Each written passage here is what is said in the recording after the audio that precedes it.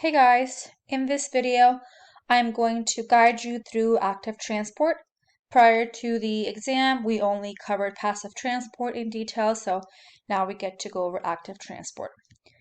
If you guys recall learning about transport, it is obviously a very important concept that pertains to the cell membrane and molecules moving across it, whether they're going in or out of the cell.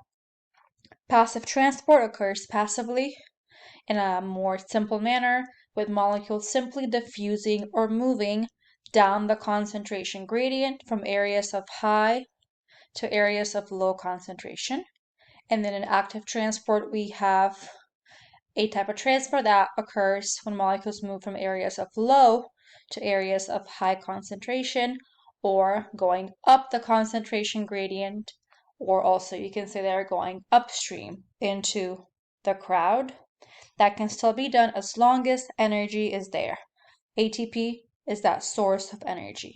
So again, active transport can occur as long as energy is there to guide the molecules to go the wrong way, from low to high concentration gradient.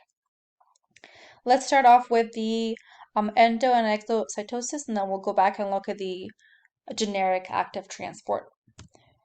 So here's exocytosis.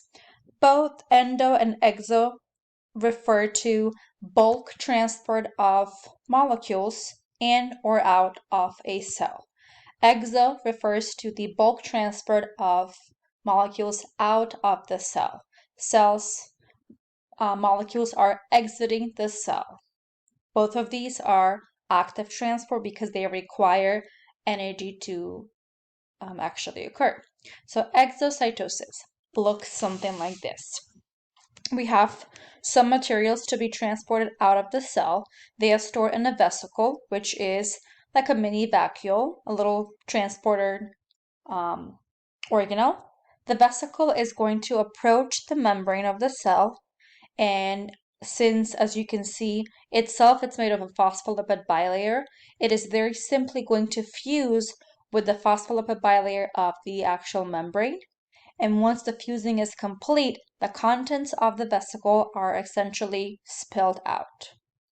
And that is that for exocytosis. Just the fusing of a vesicle with its membrane leads to the release of a bulk number of materials out of the cell.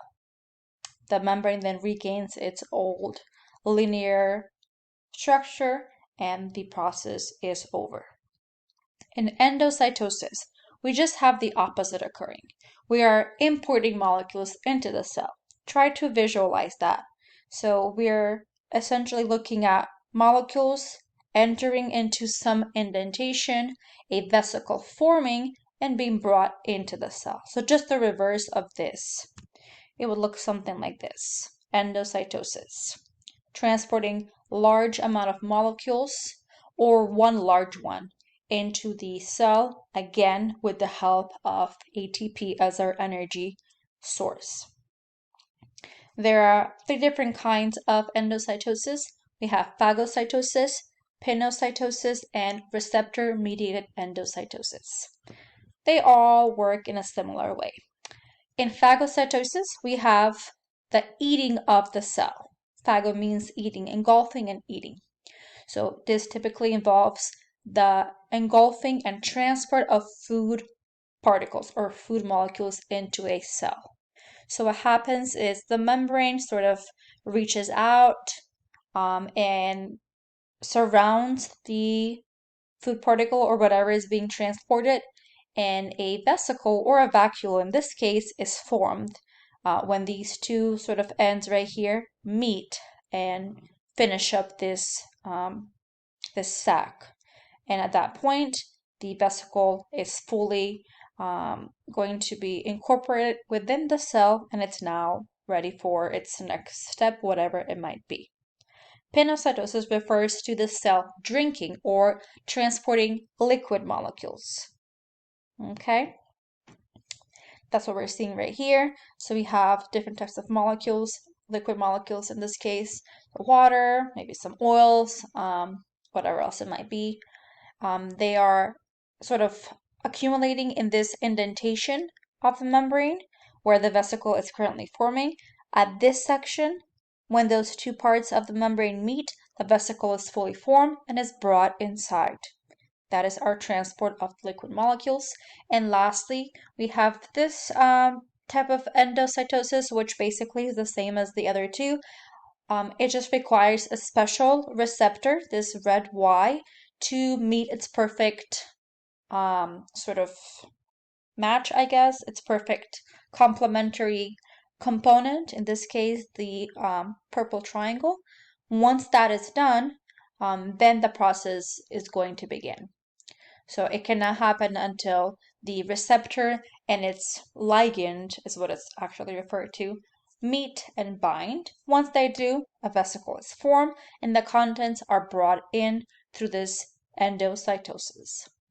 Both of these, endo and exo, again require energy, and for that they are active transport. I was going to show you some videos in here. Instead, I'll do it through just YouTube. You should not be hearing any audio.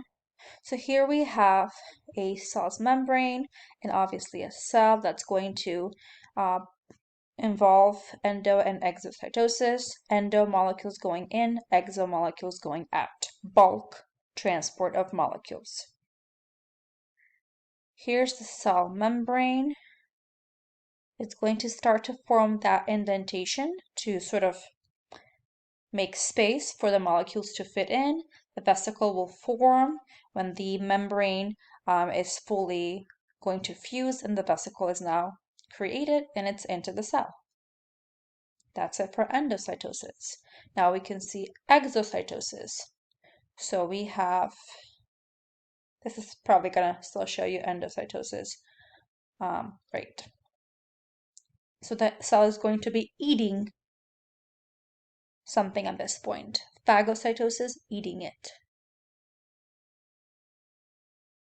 And likely a lysosome will fuse with this to break that up because I believe it was bacteria, which no cell really needs or wants. So what you just saw happen was likely a lysosome fusing with that vesicle to break it up. Let's look at exocytosis. So let's have things leave the cell in bulk. There's the vesicle previously formed. It's carrying something. It's going to go fuse with the membrane because they have the same phospholipid bilayer. It's going to open up and release the contents. And that is our exocytosis. I also wanted to briefly show you that vesicle merging with the cell membrane. So here's the vesicle, same phospholipid bilayer. It's going to fuse like that. So it never actually, the contents never cross the membrane per se. They're just sort of, engulfed and they exit like that.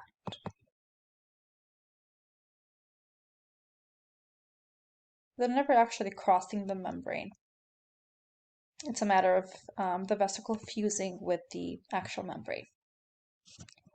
Okay, let's look at regular active transport that does not require bulk transport of molecules. So typical active transport, as we saw earlier, just includes the transport of molecules from low to high concentration, usually with the help of a protein, and most importantly, energy.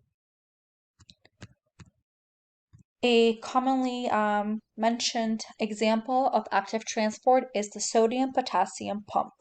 This channel right here, this special channel called a pump, which is moving ions, sodium or potassium ions, against their concentration gradient or up the concentration gradient. You should be able to notice that here. If they're moving up the concentration gradient, we're talking about them moving from areas of low to high concentration. So looking at this visual, you should be concluding that the sodium ions in this case are likely going to move from this area outwards, from low to high concentration. The opposite applies for the potassium ions. Since this is all active transport, molecules are moving from low to high. concentration. So the potassium is likely moving from this area inwards against its concentration gradient. Okay, this sodium potassium pump does both of those transports. It lets sodiums out and potassium ions in. In case you're not sure what an ion is, it's just a charged atom. Atoms are typically neutral, but when they gain or lose electrons, they become ions. In this case, we're working with positively charged ions called cations. They have lost electrons, thereby becoming slightly more positive. That's why they have the plus next to them. The sodium potassium pump is a very important one for many cells because of what it does and what it ends up establishing. This is sort of how it works. Usually the sodium potassium pump is responsible for exporting 3 sodium ions outside the cell. That's what you're seeing right here, again, with the help of energy. And then once it reaches this sort of formation, it's going to allow 2 potassium ions to enter and then be transported into the cell. So 3 sodium ions are exported and 2 potassium ions are imported into the cell with the same pump, almost happening at the same time. 3 out, 2 in, on and on and again.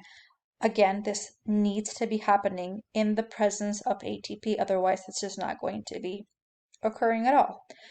This pump is crucial for electrical impulses and for nerve signals to be sent throughout any living organism that has a nervous system or any variation of a nervous system.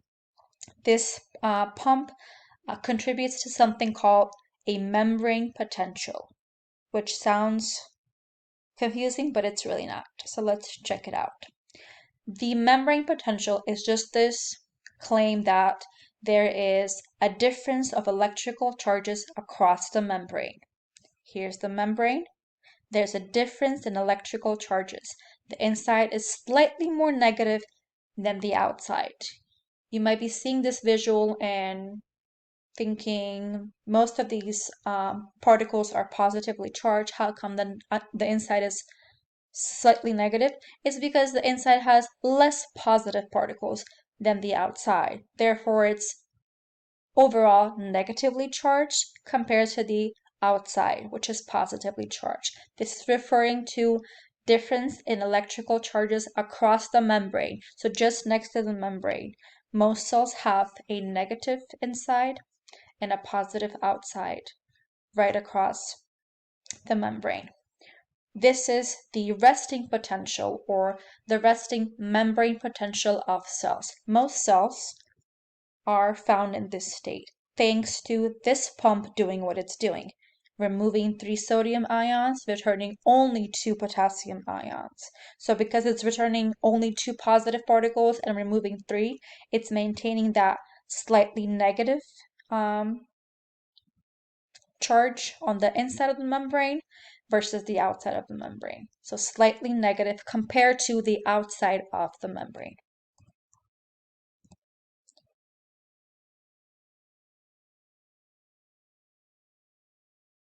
So again, the membrane potential is maintained, it's regulated by this sodium potassium pump. For the most part, its job is to keep things resting at a resting potential of -60 to -90 millivolts. However, many times an electrical impulse needs to be initiated and sent out, and at that point, the charging will change to a certain degree. That's what you're seeing here. It might look a bit confusing.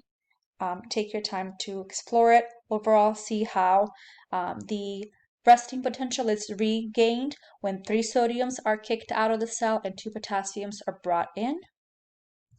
And I want to conclude by giving you a chance to explore this graph and realize how when the action potential is reached, there's lots of sodiums allowed through the membrane and less potassium ions allowed through the membrane.